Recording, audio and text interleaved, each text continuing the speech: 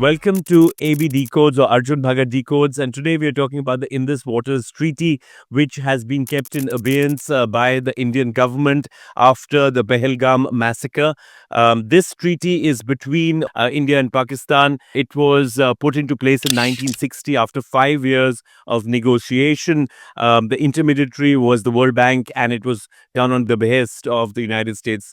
And to understand what this treaty is, what it means to be in abeyance, what are the ramifications for Pakistan. We have a very special guest with us, AK Bajaj, who was the former Central Water Commission chairman. He's been to Pakistan a number of times in his capacity as also the technical consultant and someone who was in charge of the Indian sides on the yearly negotiations that they have with Pakistan. Thank you so much, Mr. Bajaj. Thank you for coming. There is so much of talk about the Indus Waters Treaty. Give us an overview of this and why is it so important for India? Thank you for having me on this podcast. The Indus Waters Treaty was basically signed because the 6 rivers in the Indus Basin, which are now called the Western Rivers and the Eastern Rivers, right? They are all flowing from India. And one of the major control works that the British government will provide irrigation to the old Punjab area, which part of it is gone to Pakistan now. All the controls were left in India when the line was drawn, international border line was drawn. So then Pakistan got very worried, oh, what is this happening? All the control of the water will remain with India and they can play havoc with us. So they got after the British that before going from here, please help us to assure that the water will be continued to supply to Pakistan and there will be no disruption in the water supply. This went on for 2-3 years. Pakistan requesting that please do something, and but by that time, after 5-6 years of the partition or the finishing of the colonial rule in this area, British government had lost some of its vast powers, and they were not very keen on getting into this matter of adjudicating the water rights. At that time, USA was looking to expand its geological, geotechnical, whatever. The geopolitical, the expanse that they wanted to dominate. Yes, so they offered that, okay, we will do it for you and we will nominate our Washington-based World Bank to broker a treaty between you two. So then at that point of time, this treaty started happening. For 5 years, there were intense negotiations, left and right, back and forth. And in 1960, finally, the treaty was signed. So this basically gives 3 rivers of the Indus Basin to Pakistan. Right. And 3 and the 3 rivers are Jhelum, Chenab, and of course Indus. Indus, right.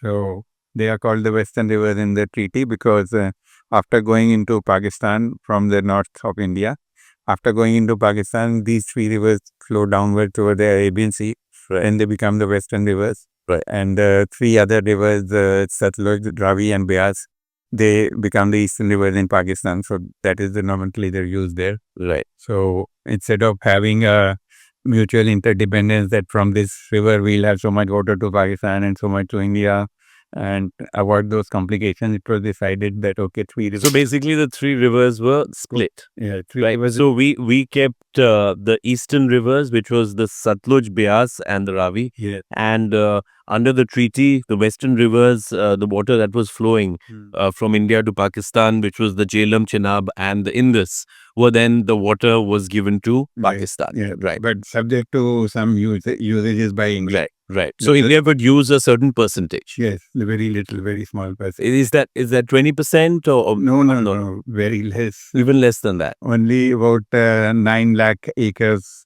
not even hectares of irrigation potential was there in J&K. Right. That was allowed to India. That consumption would have been hardly 1% or 2% of the total water flowing in that rivers. Right.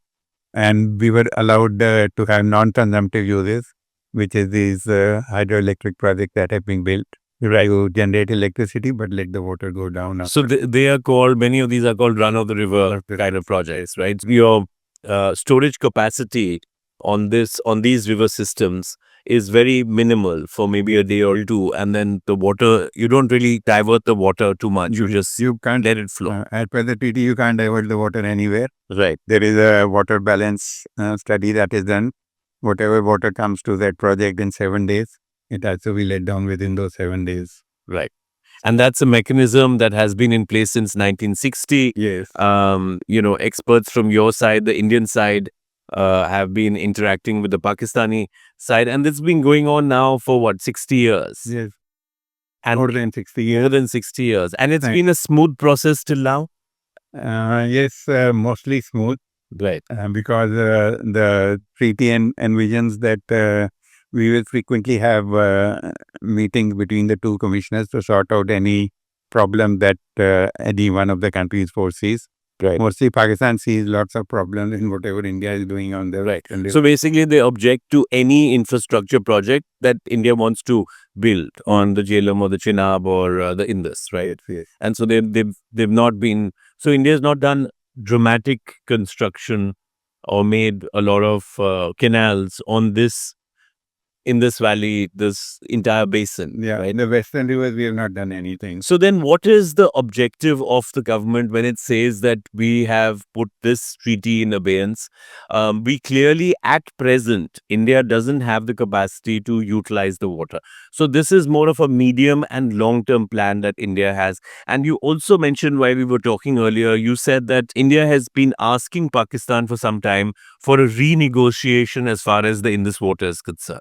So give us a little bit of an idea about that. Yes. So over the years, as things have gone, the requirement on the Indian side for water, especially to these parched areas of Rajasthan and now Punjab also, and that eastern rivers, the water in the eastern rivers is not able to suffice for that and supply water to these three states, as well as some water coming to in Delhi also for their drinking water needs. Right. So clearly they need more water from somewhere, and the only source is these western rivers. So what has Pakistan done to our requests that we have been sending them over some time? And for that, we made this first request about 2.5 years back, that we want to negotiate the treaty and some provisions we want to renegotiate. That is built in the treaty itself, that either side can ask for it. But Pakistan has been sitting silent on that. They have not responded to our requests for the last 3 years. And now after this incident in Pahalgam, India has gone a step further, and they said that, okay, we'll now keep this treaty in abeyance. We'll no longer adhere to the provisions of the treaty. So how does it impact Pakistan in the short term? In the short term, of course, as per the treaty, there was a data sharing system. Data in respect of project that India is building, they were required to be sent to Pakistan before we start any construction. And data on the flows in the river, hydrological data it is called. Right. That data was sent to Pakistan regularly from almost about 260 points on the western rivers in India. So we are giving them data on the flow of the river, how extra water or the rain that has come in. At what point of time, how much water is flowing down the river. During the non-monsoons, it is a daily reading of the discharge at 8 o'clock in the morning. Right. And during the monsoons, it is a more frequent, almost hourly data is given to Pakistan.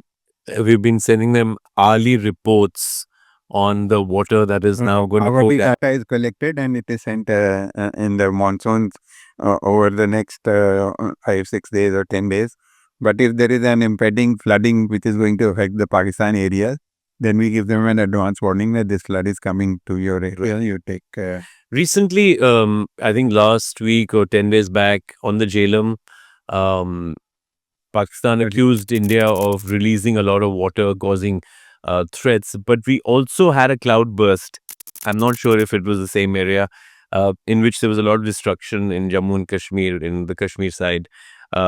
So, do you think India has the capacity to actually release large amounts of water?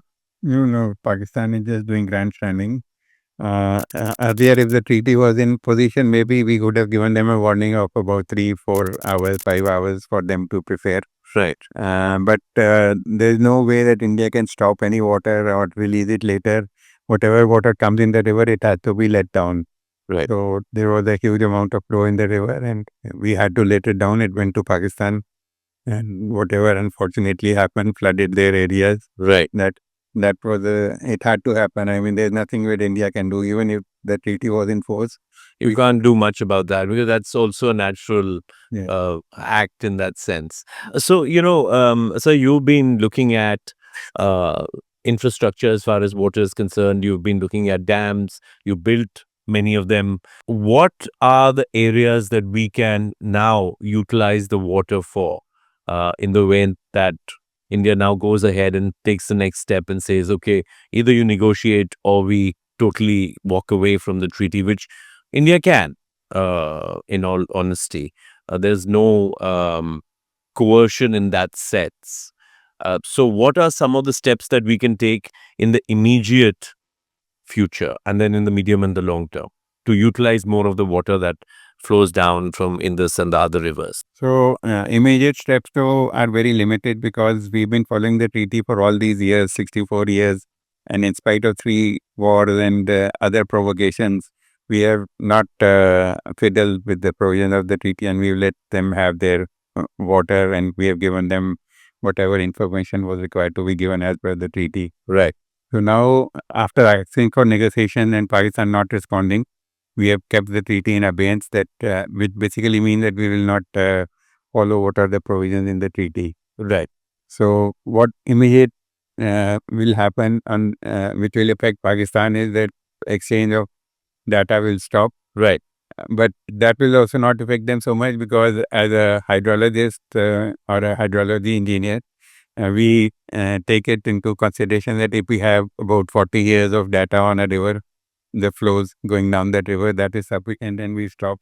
To kind of predict what might happen in a given monsoon. And then, of course, you've got satellite data, which I'm sure the Pakistanis have access to.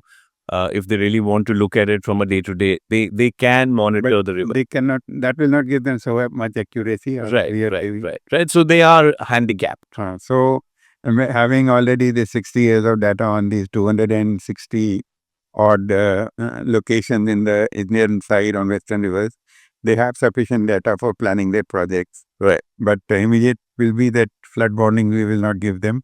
Right. And what other thing we can do is that some of our works which have been stopped because of the treaty during negotiations, we agreed to stop work on some of the projects that now India can take up. Right. And because of the treaty provisions restricting us for building the dam, we wanted to build, but we had to compromise in Pakistan. A lot of our dams are silted up.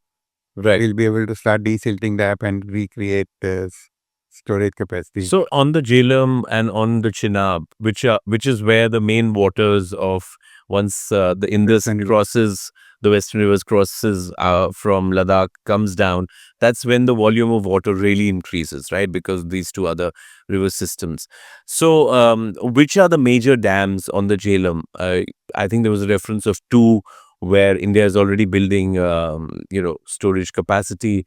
But of course, these are again run of the river kind of dams where we're not really storing the capacity. We are letting it reach a certain, and then you kind of let it go downstream again. So these run of the river schemes that we have mentioned, that quite a few have been constructed on both these rivers. Yeah. More on Jhelum because Jhelum has a total hydroelectric potential of about more than 15,000 megawatts. Right. And Chenab has only about 5,000 megawatts. So Chenab and Indus together, they have about 5,000 megawatt capacity only. So out of this 20,000, we have hardly harnessed about 2,500 so far. Right. So in reality, we can now go full steam ahead if we want to generate hydropower to make these run of the river schemes. But under the treaty, India has also permitted some consumptive use of the waters of the western rivers, Right. which is hardly about 2% of the flows in that river. Right. So that will need storage dams to be built. Right. So today, after so many years of dilly-dallying back and forth, we have started work on one project 3-4 years back. And that is called the Pahalgam project. Right. That is in the higher reaches of Jhelum. Right. So that project is under Pahalgam. Yes. Right. So that might come up soon, and we will have some control over building storages So how many years are we from that event? Another 3-4 years maybe. So the work is going on at a decent pace. Now we will expedite further. In Pahalgam. Government will expedite further. Right. And another project which is in advanced stages of planning, that is the Bursar project. Right. So together these two projects will have sufficient capacity to Right. store what water was available to India to utilize from these dams. And also for hydroelectricity. Yes. Right. So if we keep the treaty in abeyance now, we can look for building more projects, storage projects. Right. And plus, this storing water is not the end of the story, because we don't have requirement for that much water in J&K areas. Right. So we'll need to divert that water from these western rivers to the eastern rivers. Right. Where now there is a demand for more and more water. Delhi is short of water all the time. Right. And Punjab, Haryana, Rajasthan, they are also demanding more water. There's a constant friction between Punjab and Haryana on sharing the waters of the eastern rivers. Right. So we'll need to divert that storage which we create. We'll need to divert the water from there to the eastern rivers. Right. I mean, and those are massive projects. Yes, sir. And they'll probably take years to realize. Yes. I mean, just so that our the audience understands about how this entire treaty works. Tell us a little bit about the eastern rivers. Now, Sutlej, Beas, and the Ravi are major rivers that India is using extensively. Over the last 60 years, we've made a lot of infrastructure, whether it's canals, whether it's dams. Now, the water from those rivers traditionally used to flow from the Indian side into Pakistan, right? That is no longer happening. 12, 13 years back, India decided to go on a fast pace to completely utilize all the water available in the eastern rivers, because there was some talk from the various quarters that we are entitled to all the water from the eastern rivers, but still water is flowing downstream, and that Pakistan is utilizing those waters for their irrigation as well as to harbor terrorists and that thing. Army, in fact, objected that why are you allowing this water to. Right.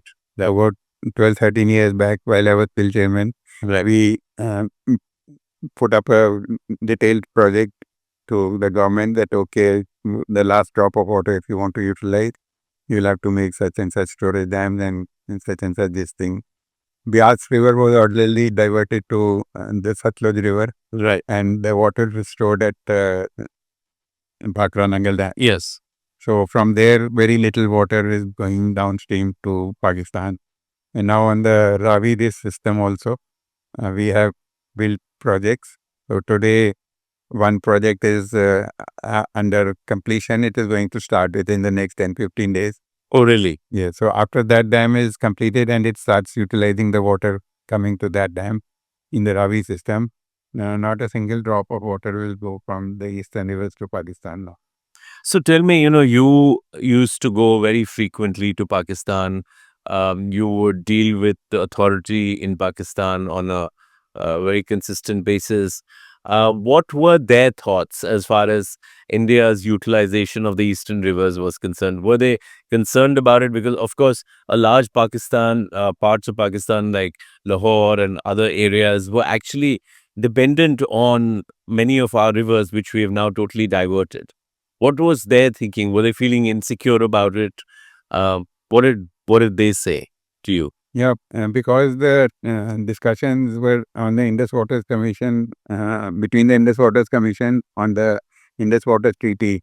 The Indus Waters Treaty very clearly specifies that the eastern rivers will be from India, Right. and western river water will go to Pakistan. Ji. And when the treaty was signed, India paid about 550,000 UK pounds Right. to Pakistan, which was a huge amount of money at that time.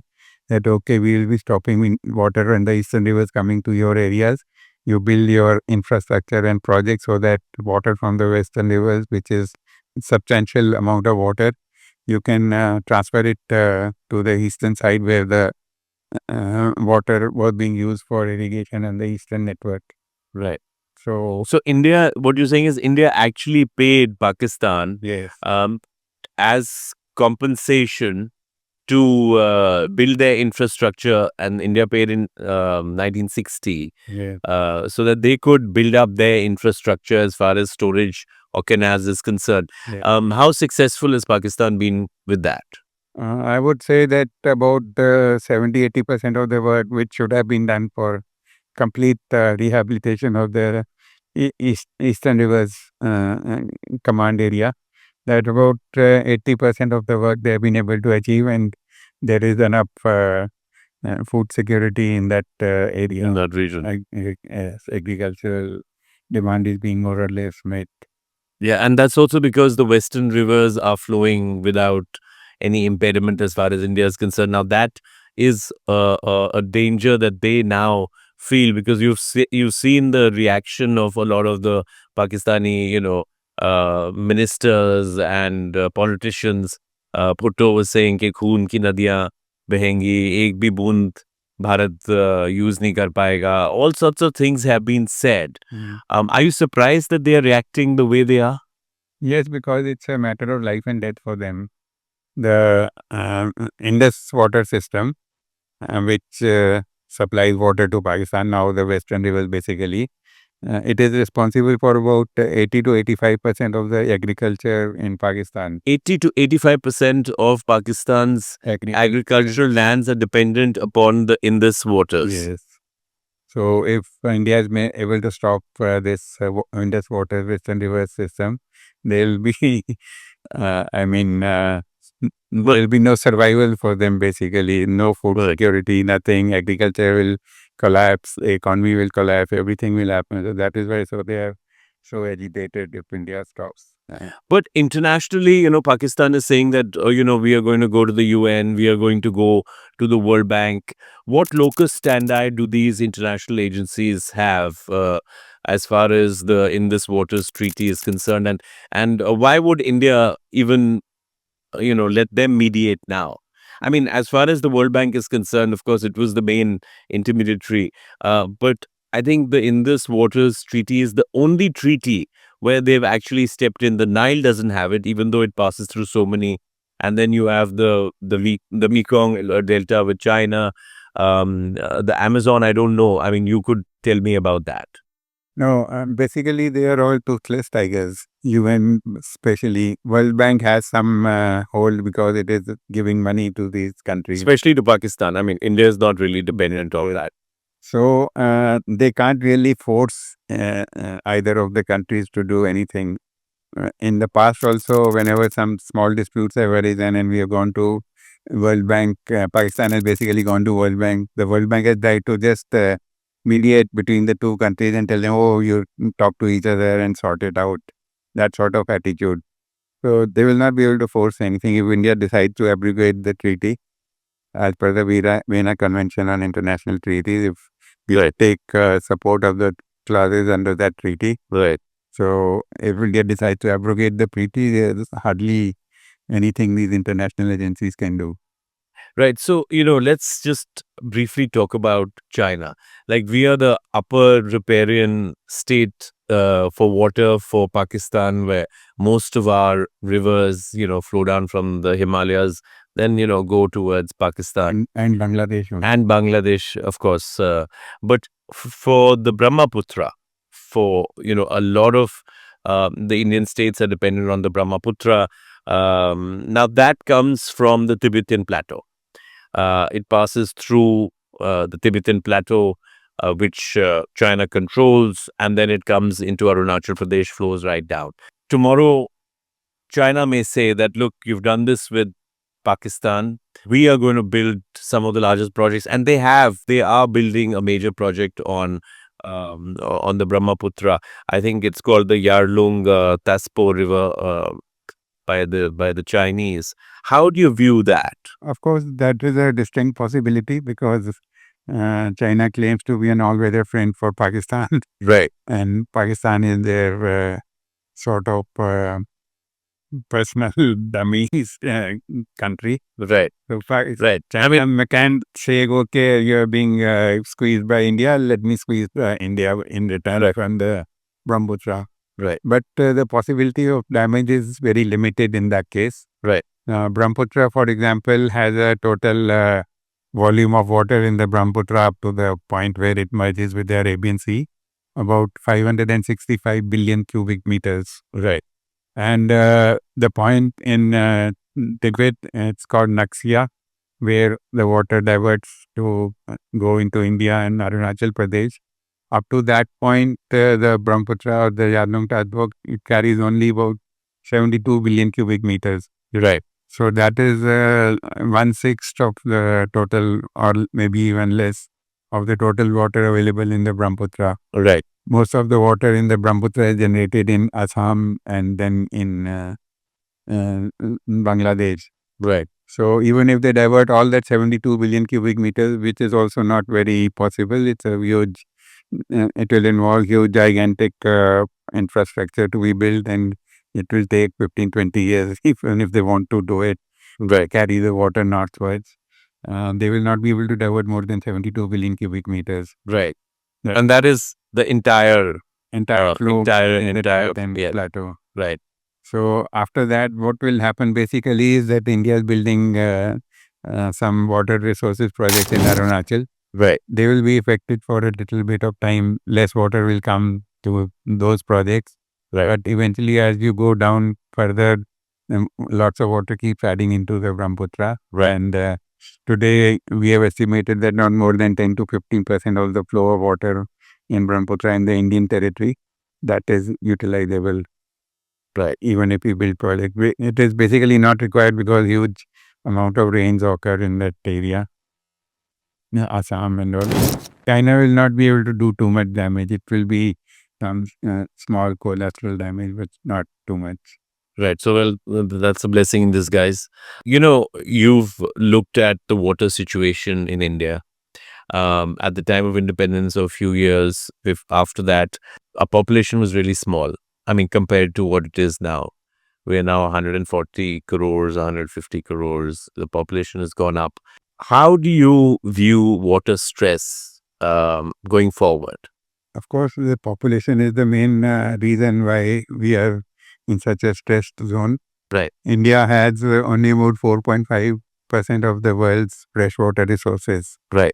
The rainfall and snowfall precipitation total is hardly 1800 BCM per year.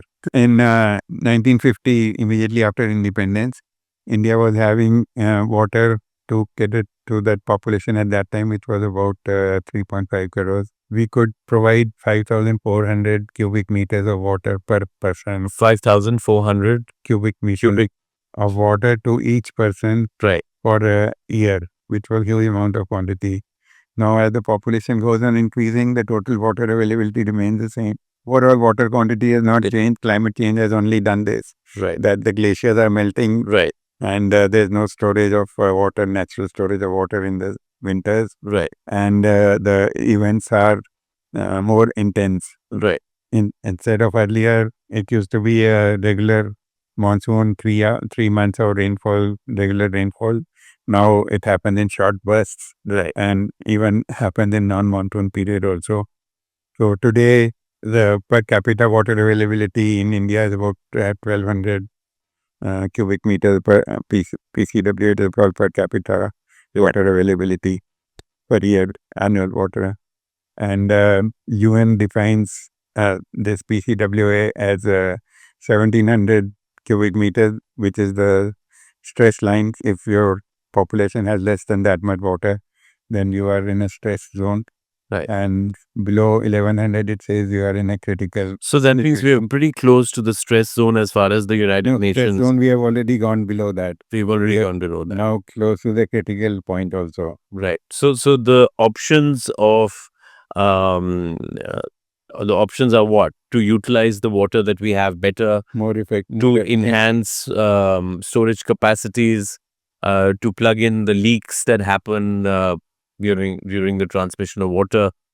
So those are the options that we have before us, because you can't manufacture more water and or more rain. Yeah, the hydrological cycle permits only that much of rain, Right. precipitation to happen per year. Right. So what basically needs to be done is build more storage dams. Right. Like in Delhi, you get water for 2 hours, 3 hours a day, and you build a storage dam on your roof. Right. and use it for the rest of the day. Right. So that same principle applies. If you have storages, you can store the water during the monsoon months when there is huge amount of flow. Yeah. And then release it gradually over the rest of the year.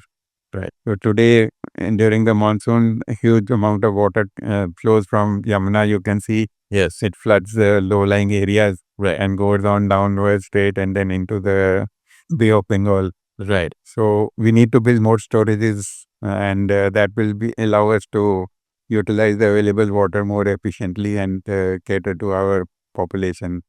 We had done a survey and quite some time back.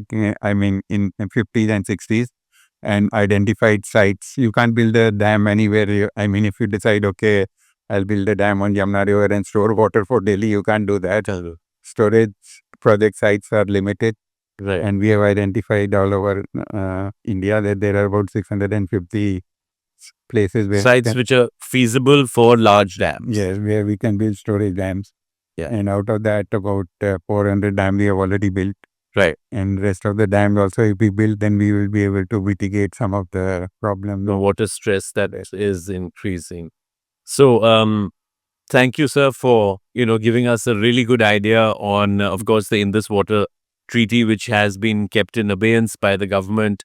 What the options of the Indian government are. We've been through some of those, the short term as well as the long term consequences of that for Pakistan. And also, we got a sense of what water stress is for India going forward. So, thank you for joining me on AB Decodes. And it was a really interesting and because there's so much of misinformation about this entire the treaty, the Indus Waters Treaty that we have, and also the entire eastern water systems and the western water, the rivers that we have. So thank you so much for joining me, sir. And I'll be seeing you again with another very interesting personality, and we'll decode some important subjects. So do subscribe, and I'll see you next time. Bye bye.